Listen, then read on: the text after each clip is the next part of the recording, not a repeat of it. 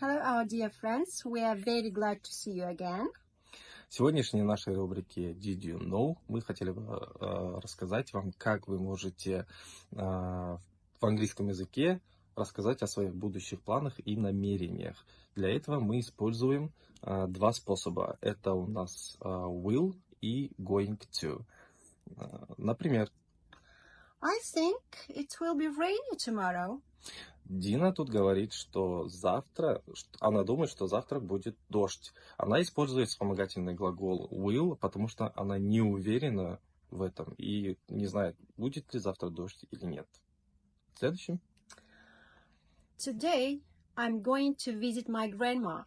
Тут Дина у нас использует конструкцию going to, потому что это ее план. То есть она планирует съездить к своей бабушке в ближайшем будущем.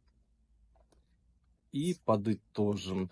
Итак, will мы используем, когда мы не уверены в чем-то, что будет, например, в ближайшем будущем. И going to мы используем, когда мы говорим о своих планах, о своих намерениях что-то сделать. So, друзья, говорите грамотно. See you next time. Goodbye. Goodbye.